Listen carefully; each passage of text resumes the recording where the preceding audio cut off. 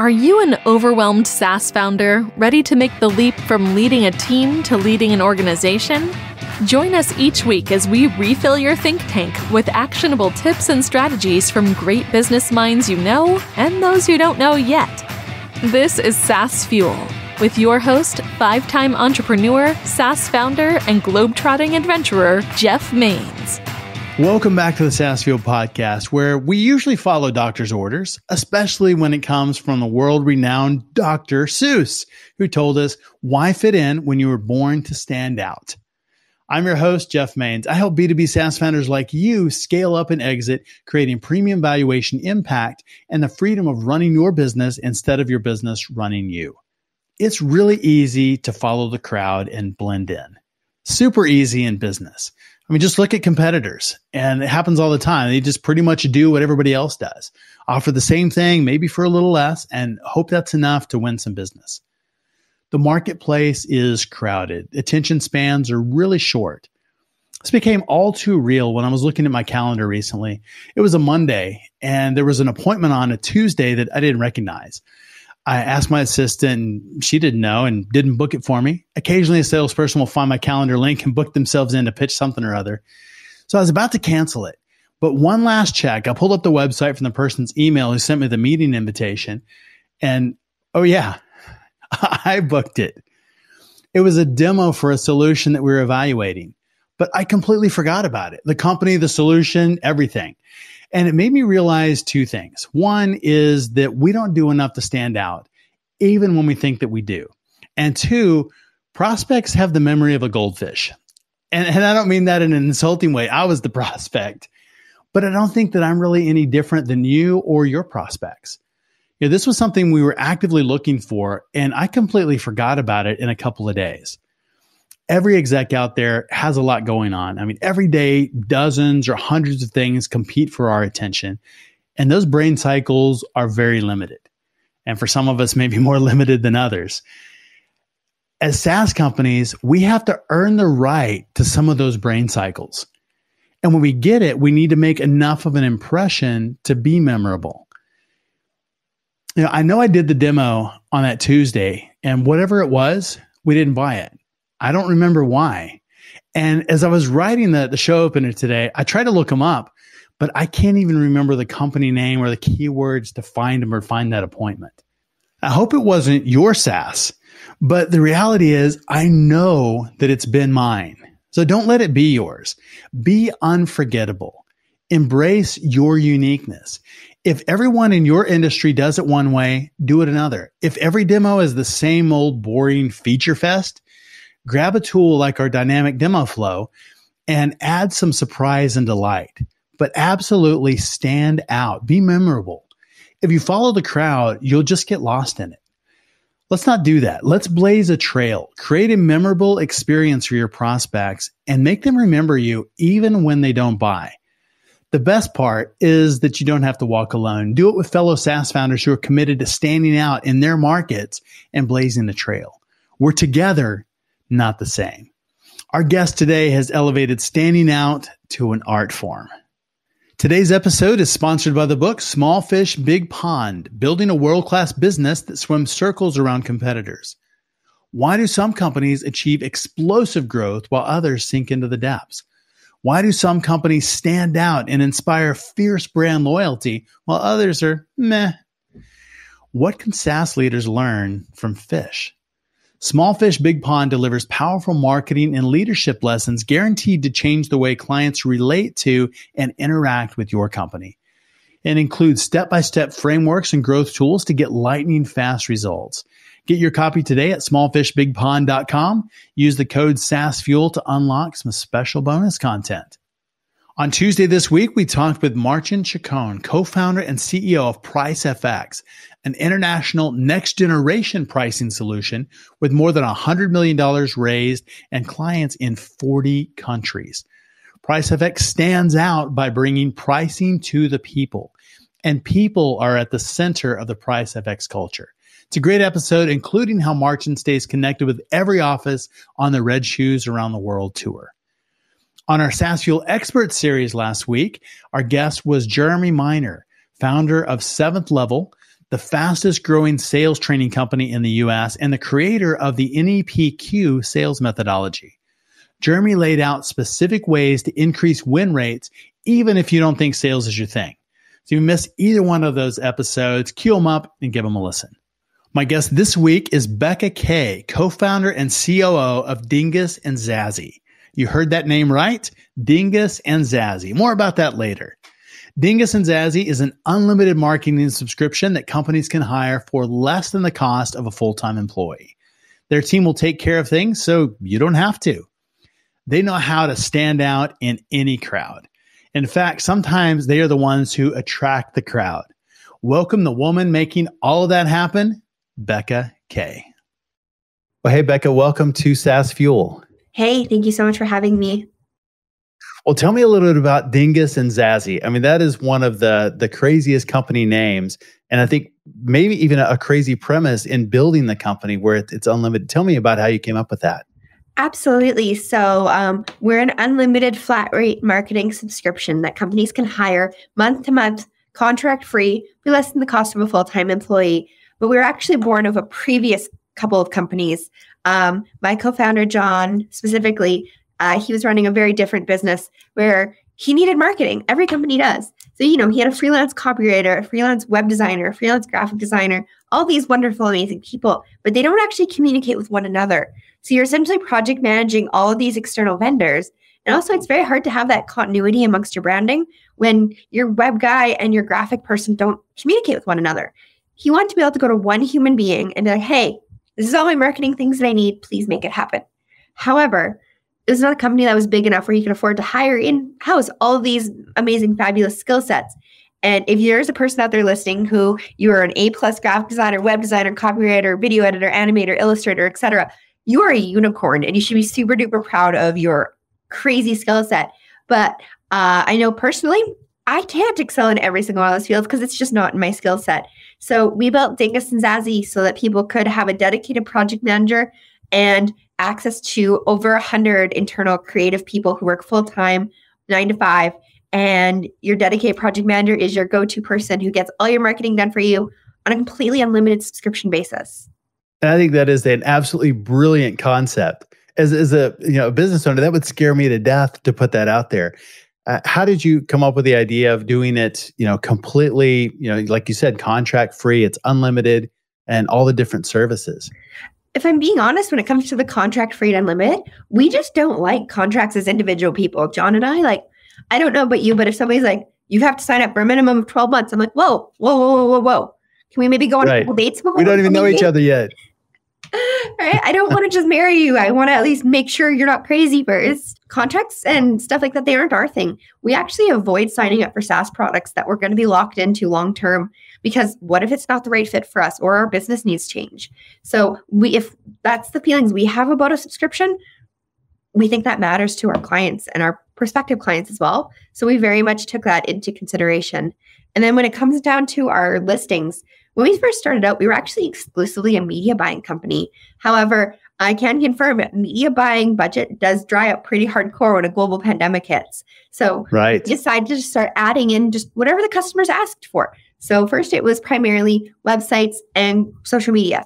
That's what they wanted. Cool. And then it was like, hey, I really need this poster for this trade show. Or hey, you guys are already doing my social media. Do you mind making this or that? Or can you illustrate this? Or it just kind of snowballed. So we kept a running list, and as clients were asking for something, if we had more than a few people interested, we'd find a way to hire it and bring it internally.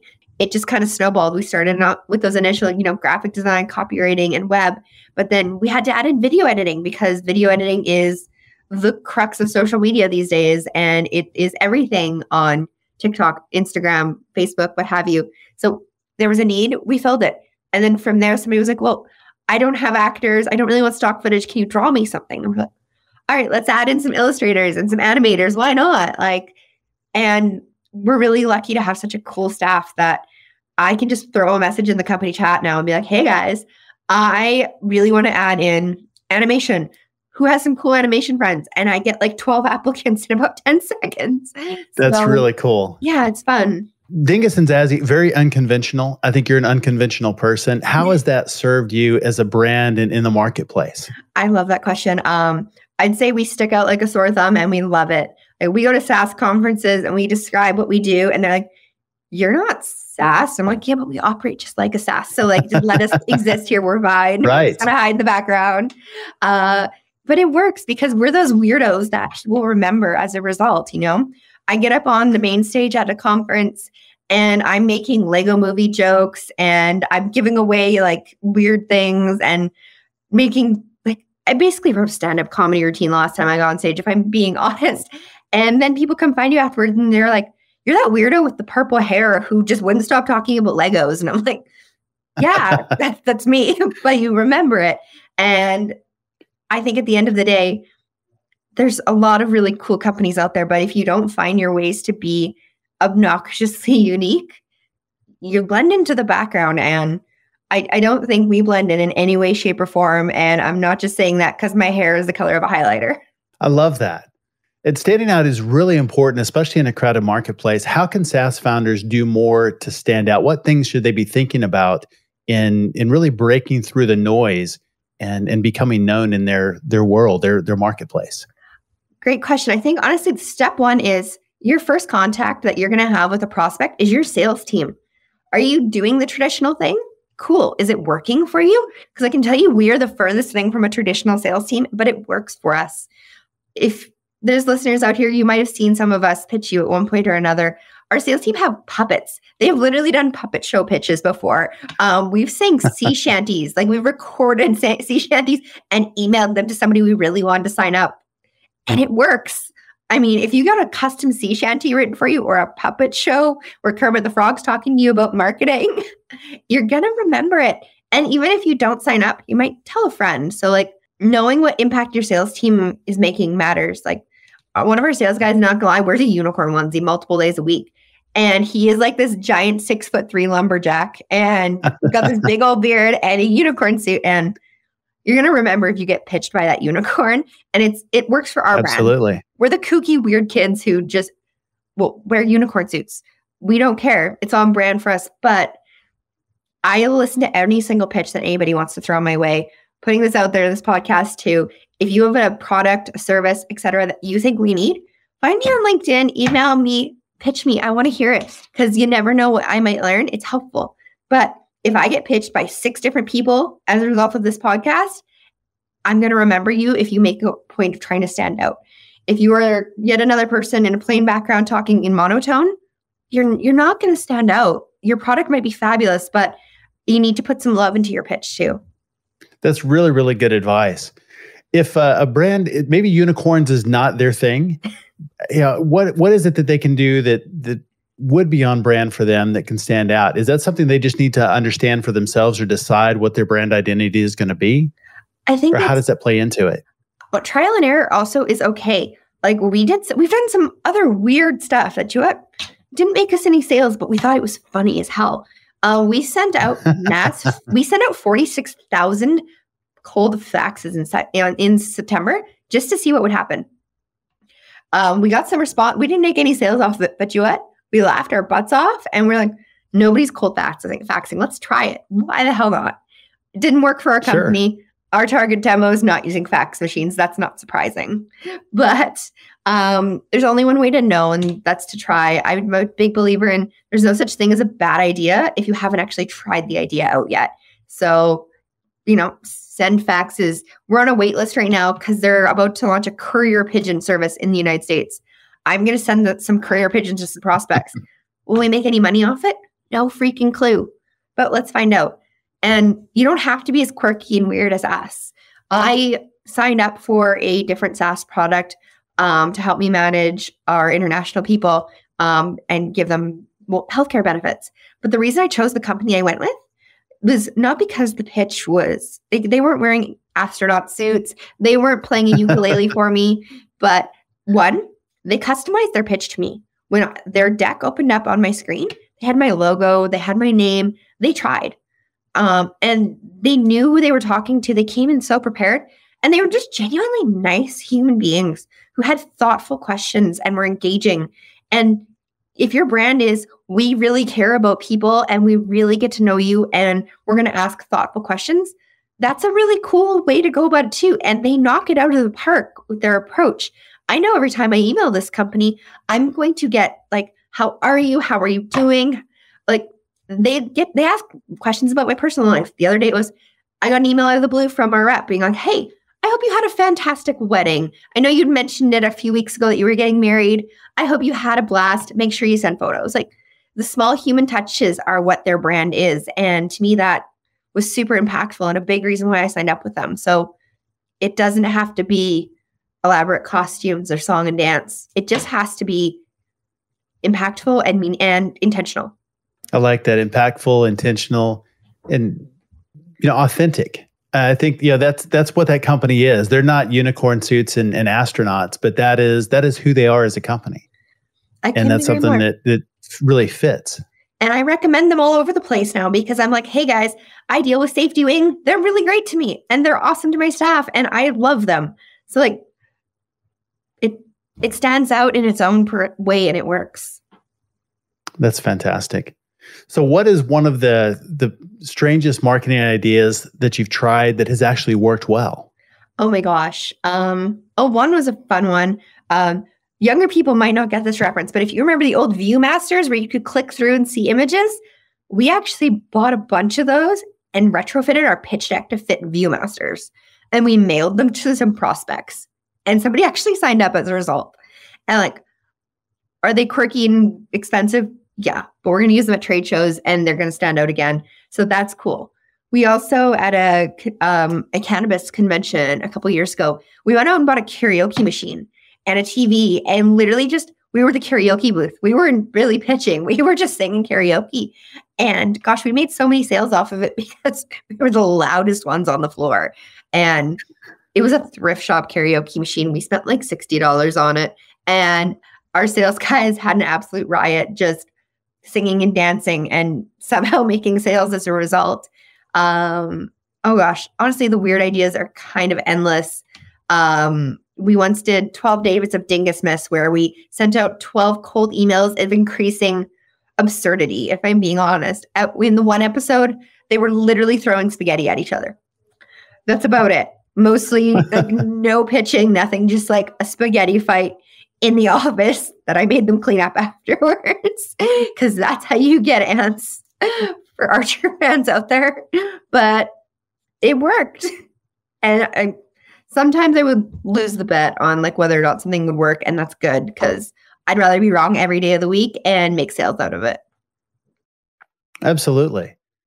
Yeah, you really learn a lot from the experience and just what the reaction is. What is the market? How's the market going to react to that? And is it going to work or not? I like the karaoke idea. Trade shows are a lot of times really boring, and there's not a lot going on, and can be really crowded too. Some of the big ones, I mean, it's really easy to get lost. But you do something like that, and it doesn't matter. Do they buy? Do they not? Everyone knows you were there, and they know the brand name, and they know that was like the karaoke company. Absolutely. I've got a couple. I'm just going to share it with the world. I don't care. I'm waiting for the right trade show to build basically your mom's basement as a booth. I want an N64. I want beanbag chairs. Oh, that's funny. I literally want people playing Mario Kart in my booth all day long. Because like if I was at a booth all day and my brain was absolutely fried and I just needed to disconnect for a minute, if somebody offers me a beanbag chair and an N64 controller, I'm going to be like, heck yeah, buddy. Let's freaking go. I'm going to kick your butt on some Mario Kart.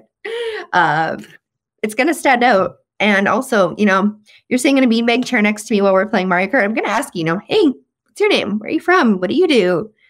You're going to get to know people as actual people while you're doing something that a lot of us can connect with from like a childhood memory. So if there's a trade show out there that'll have that set up, I will be there with my Nintendo and having way too much fun, drinking way too much Red Bull.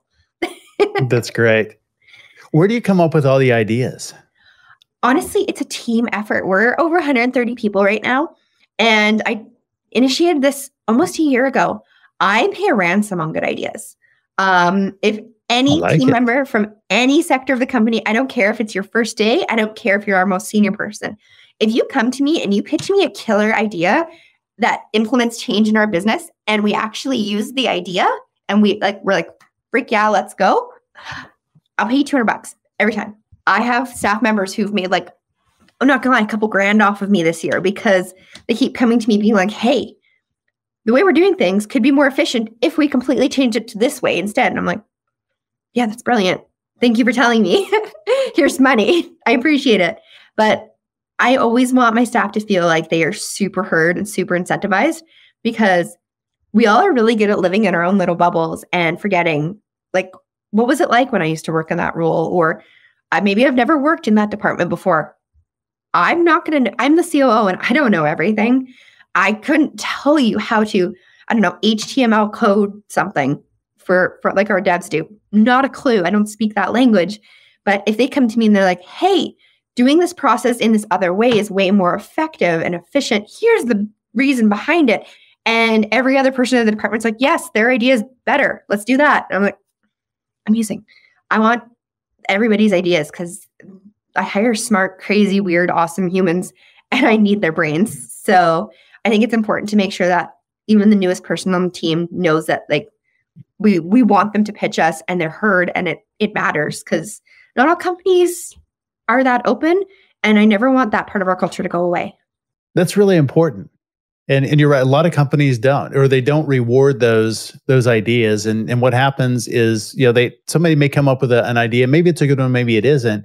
But when it's a no, or when it's not implemented, or they're not validated or heard, then they're not coming back with ideas anymore. And that's just kind of what happens in the company. Is it is the way it is, and we can't change it. So I love the fact that you're incentivizing that and listening, because there's so many good ideas that happen out there, and not all of them are good ideas. But you don't get those good ideas without going through a bunch of other ideas and iterating on those. I mean, no idea comes out fully formed. Absolutely. It takes time. Maybe it sparks an idea in somebody else. Maybe it just starts a dialogue that we need. Right. But I mean, at the end of the day, like, I want to hear everybody's ideas and thoughts, because it's going to make us all better. And I can't know everything. We're too big, and there's no one human who is that bright. I wish I could be and know how to do every role, but the crux of our company was built because one person can't do all these roles themselves. Well, definitely the standing out, and maybe it's the hair too. Kind of reminds me a lot of Seth Godin and Purple Cow. Is that part of an influence for you? Absolutely. Honestly, that's one of my favorite marketing books. I actually recommended it to somebody yesterday while drinking beer at a hockey game. Not going to lie, it's the most Canadian thing I could do. But, drinking the most Canadian at a hockey game. And we were talking about sales and marketing books with a realtor at the little bar set up in the arena. And I was like, you need to read this book. It's one of my favorites. It's absolutely impactful. And I don't choose the color purple on my head as a result, but I think it's a pretty fun coincidence. And I mean, it says everything to the DNA of our company. We are a purple cow. We're not a brown cow that just fits into the crowd. We're not actually, we're a SaaS company that's not a SaaS company. We're a marketing company that's not actually a marketing company. We're kind of living in this weird little bubble of our own where we have some competitors, and it works. And we're very fortunate that we found that weird little niche. And I mean, I really hope that other people enter the space, because it's a cool space to work in. It's a lot of fun. But for now, we get to be the only purple cow in the herd of subscription, contract-free, unlimited marketing work. And it's a good time. Yeah, we've tried some of the other ones. And there's a reason that we're with Dingus and Zazzy. They all have their place. They all have different fits for different businesses, and that's awesome. We're a bit more expensive than some of them out there. We're not that strategy-based company like some of them out there are. And they all have their needs in the marketplace. And we're just very fortunate to have found a bit of a different spin on it that nobody else was doing. So your team has grown quite a bit. And we're talking a little bit before about how you're keeping up with that in a really unique way. So tell me about Dingus Academy. Absolutely. So Dingus Academy was born of necessity. We are growing like absolute crazy. And we needed a way to train our people and train them properly and train them correctly before they are in a client-facing role, or before they were doing client-facing work. Even doesn't matter what role you're in, graphic design, web design, project management, sales, you deserve to be properly and thoroughly trained. And we're trying to figure out a way to do that a lot more in bulk instead of just one-offing it. So we created Dingus Academy, where every 6 months we're going to take on 10 nonprofit companies Our first batch of nonprofits is already in progress, and we're going to do completely free, unlimited marketing work for those nonprofits. So we're trying to just support them a bit while they're making the world a better place. We've got a client that they're working to help refugees get resettled, make sure they have the things they need to be safe and succeed while getting out of a dangerous situation. I think it's really cool that we're going to be able to just give them extra support, help them out with what they need so that they can continue to make the world awesome. But by that same token, in Dingus Academy, all the work is being done by trainees. So we're doing free work for the client. We're paying our people, of course, but all the work is being done by our trainees, our newest graphic designers, our newest copywriters, our newest project managers. And it comes with the awesome, really clear understanding, like they know they're getting free work, but they know they're getting it from a trainee. So if a human is a human and makes a human error, they're going to be like, hey, you made a human error. Can we fix this? They're not going to be like, oh my gosh, you made a mistake. We're all people at the end of the day. Even our most senior person in the company, even me, I make mistakes. We're people. But in Dingus Academy, we're getting the chance to train up a whole bunch of people. We actually have 18 project managers in the academy right now, plus all the other roles. And they're here to help out those nonprofits in a safe learning environment. And then the other thing that we did that has been absolutely key to this success, and I wish I'd thought of it sooner, so I'm telling everybody about it. Hire a full-time internal recruiter as fast as you can. Because, oh my Lord, we hired a girl. Her name is Justine. I hope she hears this because she's an angel and she has saved my life 1,000 times. But somebody internal really gets your culture, and her job is to have a backlog of basically a wait list for every single role. We want to know that as we scale, we need 3 more copywriters. She'll be like, cool, here's the 3 you're going to hire. These are the ones I've already vetted them. They've interviewed them. They passed every single test we have. These are the 3 you're going to hire. Solid. When do you want them to start, Justine? So having an internal recruiter has literally given us the unlimited access to all of the human capital we could ever need. And it's a total game changer, not going to lie. When you're bringing on 18 trainees simultaneously just for project management, you really need somebody who can make sure that people are fully vetted, make sure they're fully tested, and have them ready so that you're not doing that mad dash scramble of, oh, shoot, we need a copywriter 3 days ago. Let's start an ad. Let's start looking for somebody. Right. We did that for too long. It was a nightmare. I'm never doing it again. That's really smart to be able to think about that ahead of time. And I love that the nonprofit angle, we're really involved with nonprofits, and that's something I'm very passionate about, and something that most of the nonprofits desperately need marketing. As they're out there, they're doing great things, but nobody knows about it, and they're not positioning themselves right. And to be able to do that, and I also appreciate that you're training them, in that way, and not doing it on client accounts. I've been in tech long enough, kind of the old Big 5 consulting model. You have one person that knows what's going on and 12 people billing underneath them that have no clue, that are brand new. So, you're not doing that to clients, but finding a way to really solve both of those problems. One, do great things for nonprofits and, take care of your clients, but, make sure that people are trained well. And so when they are in that client-facing role, that they are really ready to go. Absolutely. It makes the staff more comfortable. It makes them more set up to succeed. It makes them be more thoroughly trained because we're not rushing them out of the academy. They can, most of our graduates, they graduate in a couple months. But if you're like, hey, I don't feel like I'm ready. Okay, cool. Let's talk about it. Let's get you the resources you need so you can graduate when you're psyched to do so. And then by that same token, throwing this out there right now, we're going to need 10 more nonprofits in April. So far, I only have 3.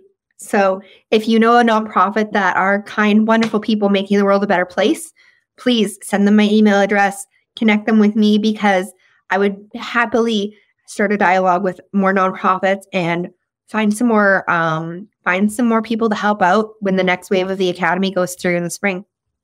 That's fantastic. I love that. Yeah, I'm sure that listeners will have some ideas for you for nonprofits that they love that could really use some marketing help.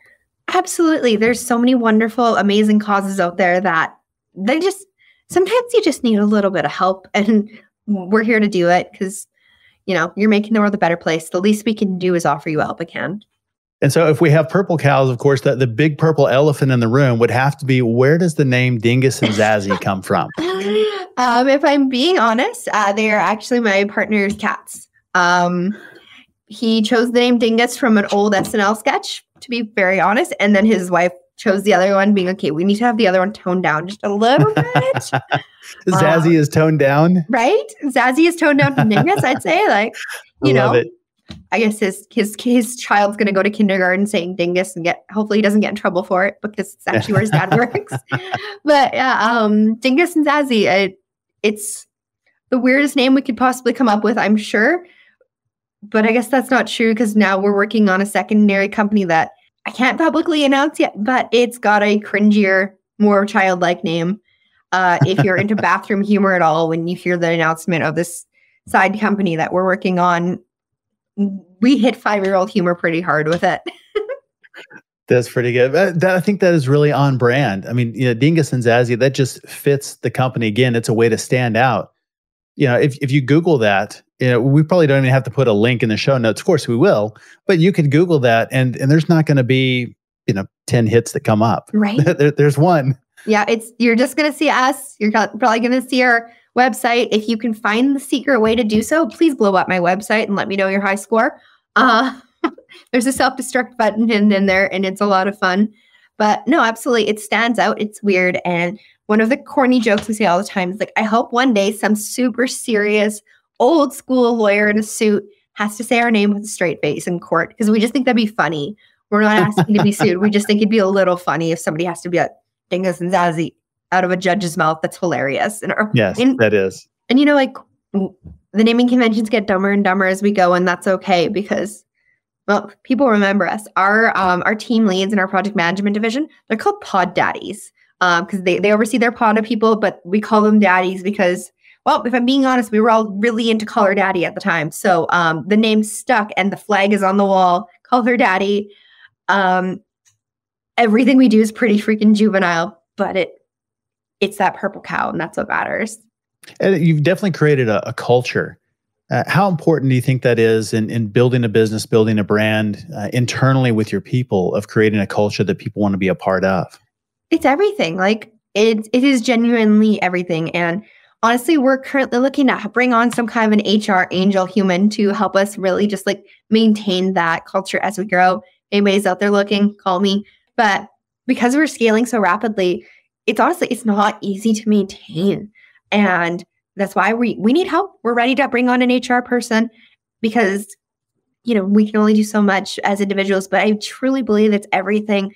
The fact that our staff are friends and partners and roommates and everything else outside of work, the fact that our employees send us their friends so much that we don't actually have to do that much external recruiting, because if you like where you work and you like your friends, you're going to want to work with your friends. I'm very lucky. My best friend is one of the founding team members here and a senior leadership person here. And it was purely because I was on Instagram right in the first weeks being like, hey guys, anybody out there need a job? And she's like, I want to work with you again. And I was like, sweet, let's do this. If you love where you work, you're going to bring your friends in, you're going to have even more fun. And that's one, it's great for you guys as staff members because you're going to hang out with your friends all day. It's also really great for us because if you get to work with your best friends all day, you're going to want to stay at that company, which we love to. Not going to lie. Anybody out there who does hiring, it's so much easier to keep awesome people than it is to continuously refill. So we're very lucky in that way, but it's the little things, honestly, incentivizing good ideas. I know we've already talked about it, but the fact that every single person can be heard when they have an idea, I feel like that matters. The fact that any single person in the company can message any single other person at any time for any reason. One of our staff members who is not even anywhere near my department messaged me on Saturday just because they had personal stuff they wanted to talk about. I was like, absolutely. You all have my number. Call me 24/7. I don't care. But good people are friends of good people. And that's why we're so lucky that people keep sending us their friends. Because, we have multiple households now. We have groups of people that are living together. Because it's like, hey, I want to refer my roommate. And I'm like, absolutely. That's so really fun. Cool. It's amazing. And we built these little communities around the world that are feeding off of each other. I'm from Saskatchewan, and especially you give me a whiskey or two, that Saskatchewan slang is really going to start coming out in my vernacular, even though I've been gone for a while. But if you call up our guys in a couple different countries, like we have 7 dudes in a city in Pakistan. We hired one guy and he's like, hey, here's all my friends. And we're like, cool, you're really freaking awesome, dude. This is fabulous. They're using Saskatchewan vernacular in their slang, which I think that's hilarious. Great. Like we had a girl working for us in Spain. She was using South African slang because she picked it up from somebody who was working for us out there. We have a Canadian living in Vietnam, and like he's picking up slang from a guy we have living in Europe. Like it's crazy. The slang is just bleeding into everything. It's like, and so I'd be so curious to see the etymological impacts of language on just having these international companies these days, because when you've got a dude on the other side of the world in perfect Saskatchewan going, oh, F yeah, bud. I got it. But like that's Saskatchewan phrasing. And when non-Canadians are using it, I'm just, this is glorious. This is hilarious to me. When we're getting on happy hours as a team, like we're having some beers, those where they're living where it's legal, or smoking some weed, and we're just like feeding off each other in the most immature way possible. And we've built such a cool team. And that's honestly one of the things I'm most proud of is these really cool people who are working a job that they're having fun at. That's really good. You get so much more productivity because they really do love what they're doing. They see the impact. They want to support their teammates. They don't want to let anybody down. So you have that culture. I have to kick people offline at the end of the day. I'm like, I'll be out at like, it'll be 5:30. I'll be like, why are you online? Can you please go drink a beer or hang out with your friends or like go do something? And they're like, yeah, but I'm really excited about this project. And I'm like, I don't want you to work too much. Please go home. Why are you here? You are a psychopath and I'm still here late too. So I'm a hypocrite, but you know what I mean? Yeah, there you go. Well, you have 130 people, you're across 20 countries. How do you keep that culture intact? Is it those team meetings, or how do you have that bridge borders like that? Honestly, it's a little bit of everything. We do personality tests when we have people coming in. So we do test for personality. And I think that does matter at the end of the day, because in our code of conduct, the number one rule is don't be a butthead. I like it. Our number one rule is there's another word there, but don't be a butthead. Yes. And we do test for things like teamwork. We do like test for things like compassion, communication, extroversion. Like we want to make sure that like we're bringing in people who are going to be good to our people, because I mean, like they're like my little family at this point. I want them, like somebody's going to be mean to them, I would be heartbroken. So we do test for that in our personality assessments. We do interview every single person. We onboard every single person on a video call. So we really take the time, like in those first days, to really, really make sure that they're ingrained in who we are as people, how we communicate with one another, how we treat one another. And then without even me doing it, honestly, it started just kind of snowballing on its own. And I'm excited to hire an HR person to grow it even more. But one of our staff members was just like, hey, I'm a yoga instructor on the side for fun. Can I teach yoga during the day? And I was like, yes, absolutely. And so she's teaching yoga once a week. And I'm like, if it gets too busy, teach it multiple times a week. I don't care. Everybody's like, that's paid time in literally like for our hourly employees. I'm like, please put it in please be clocked in for it. This is not a break. This is a team activity. It's like, she just decided one day, I'm going to start teaching yoga on Wednesdays. I'm like, I love that. Please teach yoga on Wednesdays. You know, we had somebody else who was like, hey, something we always did in my old job was like team happy hours from the bartending industry with this individual. And we always did like closing beers. At the end of the day, we get together and have beers. And I was like, cool. So now, honestly, we need to get better on the schedule about it. But it's usually every other Friday. We get like 40, 50, 60 people on a Zoom call, just hanging out and talking about life. The other day, it was football for 45 minutes. The day before that, it was like traveling and dogs. And everybody was like bringing their animals on camera, being like, look at one of our staff is a turtle. And they're like, this is my turtle. And we're like, this is paid time. I think this is hilarious. And like, I know it's cliche to say things like team yoga, team happy hours, because those seem to be like the common ones that like international companies are saying, but it doesn't matter what the activity is, as long as you're bringing some joy to people, hanging out, getting to know each other outside of deadlines and due dates and client expectations, which are all important things. But, I want my people to stay with me for forever and ever. So I want to make sure they're here to have a good time as well. That's good. I think it's really good for mental health, and especially working remote, that can get pretty lonely, but they have that connection. And so I think keeping them connected makes such a difference. It really does. And like, I'd like to think like if I go to this town or that town, because we have staff so many places now, I don't care where you live. I don't discriminate based on postal code. I just care that you're awesome. So like if you want to live in Florida or you want to live in Australia or you want to live anywhere in between, awesome. I'd like to hope though, if I go traveling to your city, that I can grab a beer with you because I would want to get to see you in person. One of our senior leadership, she just spent 6 months backpacking through South America and working remotely, which that's super cool on its own. She was in a different country every 2 weeks for 6 months straight, but she got to meet so many of our staff.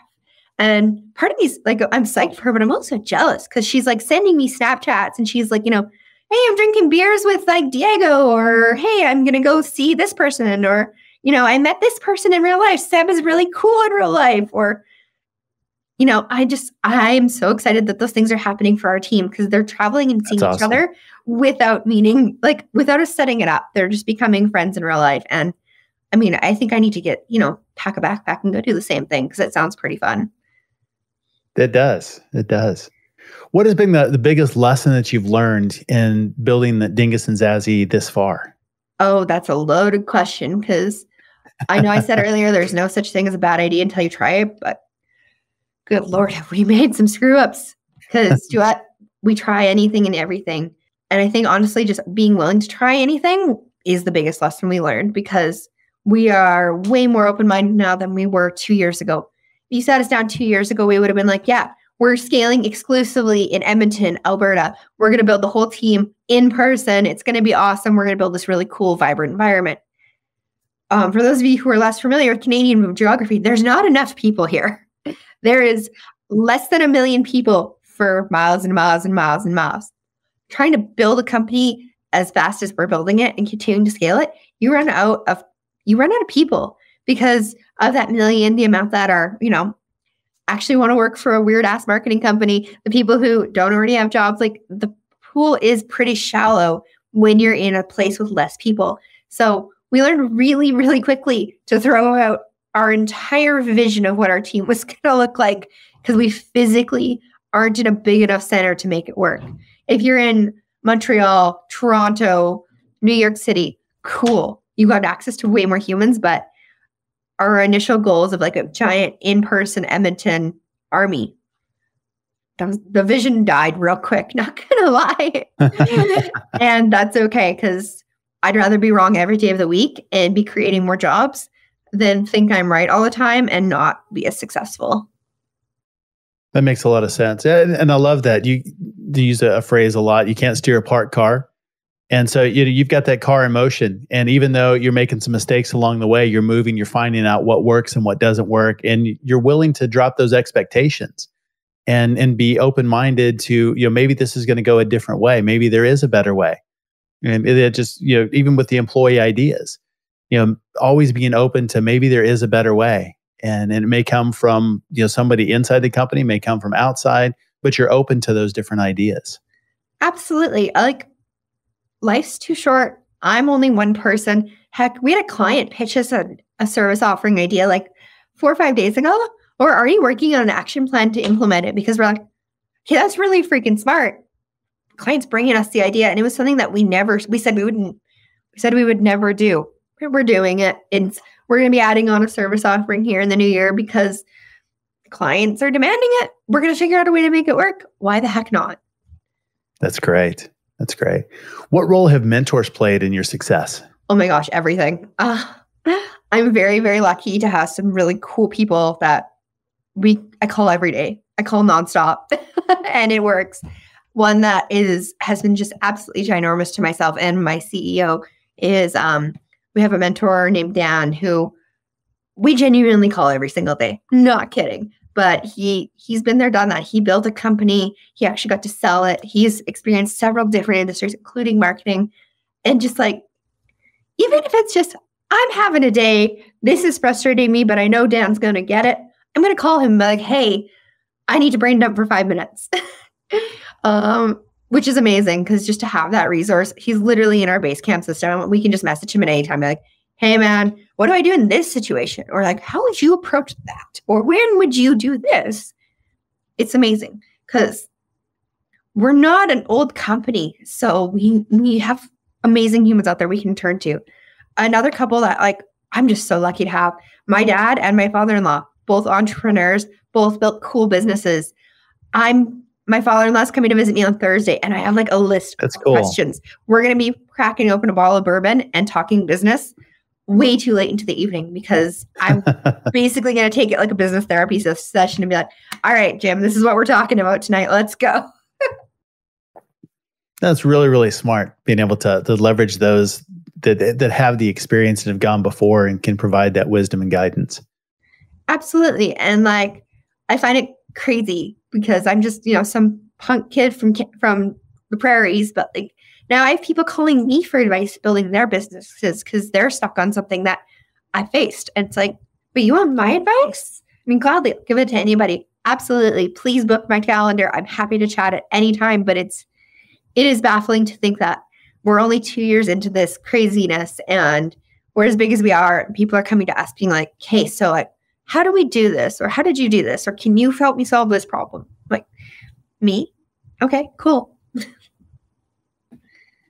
That's really good. Where can people learn more about you and about Dingus and Zazzy online? Well, I am a hypocrite in that I don't have personal social media anymore other than LinkedIn. So you will not find me on Facebook. You will not find me on Instagram. You will not find me on Twitter because I'll be honest, I got too busy for it. So I just stopped looking at it and now it's gone. But some of us would all be better off if we would do that same thing. Honestly, it's hard to kick the habit though. I still like pick up my phone when I'm just like sitting there killing time in the car and I'm like, oh, I got nothing on here. Okay, next. Guess I'll read a book. But yeah, I'm on LinkedIn, Becca Kay, Becca Kingsbury. I'm in the process of changing my last name, so I'm throwing both names out there just in case. Or you can email me. It's just becca@dingusandzazzy.com. I am beyond happy to hear anybody's pitches, hear anybody's ideas. If you have a cool nonprofit, you're that HR person I'm looking for, call me. Or you don't have to be an HR person. We have all sorts of roles, but you know what I mean? My inbox is very open to hearing from absolutely everybody. Awesome. And we'll be sure and link all of those in the show notes. And Becca, I've really enjoyed our conversation today. This was so much fun. Thank you so much for having me. Thanks again to Becca for coming on the show and sharing your journey and insights. Learn more about Becca and Dingus and Zazzy at dingusandzazzy.com. As always, all links, highlights, resources, full show notes are available at saasfuel.com. But if you're looking for Dingus and Zazzy, just Google it. Google Dingus and they are right there at the top. There's an SEO tip for you. Name your company Dingus right there. Easy to spell, hard to forget, and it certainly stands out. So please subscribe and follow us at saasfuel.com while you're there. Everyone who subscribes this week gets a Viewmaster. Who knows, maybe even one with a pitch deck on it. Can you imagine getting that in the mail, Viewmaster with a pitch deck? I think that's just brilliant. Certainly unforgettable. Join us next week for our SaaS founder conversation with Nathan Miller, founder and CEO of RentTech Direct. Nathan is a landlord, real estate investor, and entrepreneur whose SaaS started as a passion project to solve a problem that he had. And then it grew to be the third largest property management solution in the country. A truly amazing journey, fantastic solution, solves a real problem in the marketplace, and Nathan is having the time of his life. And in our SaaS Fuel Expert Series next week, you'll meet Sarah Hawley, founder and CEO of Growmotely. Remote work unlocked explosive growth for her company, and now she and Growmotely do the same for thousands of other companies. You won't want to miss either one of these episodes, so be sure, like and subscribe, and come back next week. And until then, enjoy the journey. Thanks for listening to SaaS Fuel. Full show notes for each episode, which includes a summary, key takeaways, quotes, and any resources mentioned, are available at saasfuel.com. Be sure to follow and subscribe wherever you listen to podcasts. And if you're enjoying the content and getting value from these episodes, please leave us a rating and review at ratethispodcast.com/SaaSfuel. We'll be sure to read these out on future